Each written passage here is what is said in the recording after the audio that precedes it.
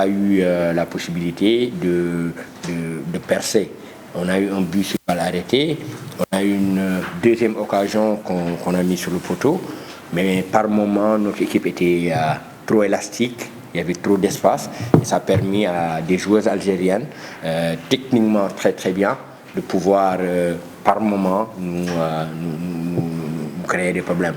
En deuxième période, ce qu'on a fait, on a essayé de raccourcir les lignes, de mettre un bloc plus compact et de jouer sur une de nos qualités, sur notre puissance physique, sur notre impact physique. On a mis de l'intensité défensive et ça nous a permis de gêner cette équipe algérienne, de les empêcher carrément de mettre les pieds sur le ballon parce que c'est des joueuses techniques, comme je l'ai dit tout à l'heure. Et c'est une équipe cohérente avec un projet qui est bien maîtrisé. Donc il fallait élever le rythme, mettre plus d'intensité. Et c'est ce que nous avons fait en deuxième période. Et ça nous a permis de marquer 2 buts. Et je pense que c'était l'objectif. On gagne, le contenu n'est pas totalement ce que l'on espérait parce que par moment il y a eu beaucoup de lenteur. Il faudrait qu'on travaille sur ces aspects-là. Mais ces matchs-là servent à ça, à se jauger, à voir un peu où est-ce qu'on en est.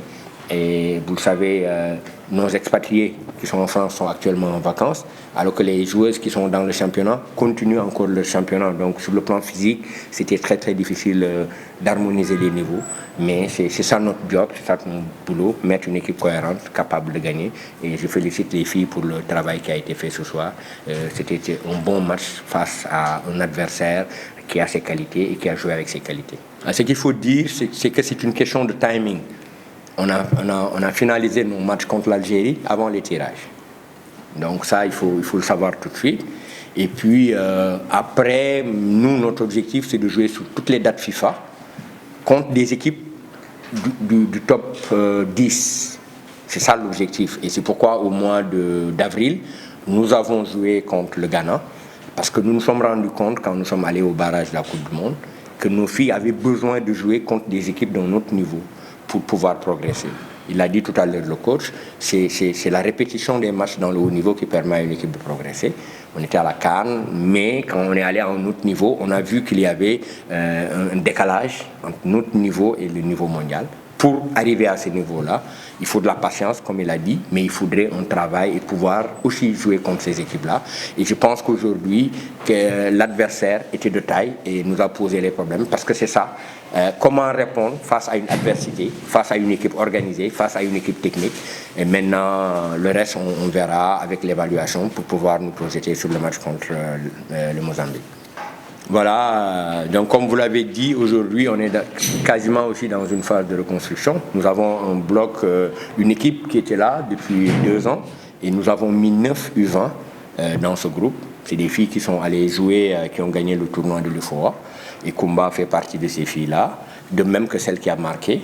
C'était important qu'elles rentrent dans le jeu et sur la première occasion, les deux ont marqué le but. Je pense qu'aujourd'hui, ça veut dire qu'elles ont de la qualité. Elles ont su répondre aux exigences du haut niveau.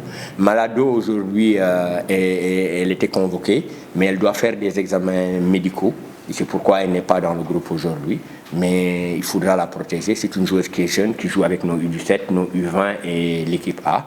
Et aujourd'hui, il faut continuer à travailler. Et la fédération aujourd'hui est en train de faire avec elle des tests médicaux pour lui permettre d'être plus performante encore dans le très haut niveau. Parce que nous pensons qu'elle peut aller vraiment jouer dans les grands championnats en Europe ou aux États-Unis. Le site numéro 1 du sport au Sénégal, wiwsport.com, est maintenant disponible en version application mobile sur iOS et Android. Retrouvez l'actualité du Sénégal pour tous les sports en direct sur votre téléphone.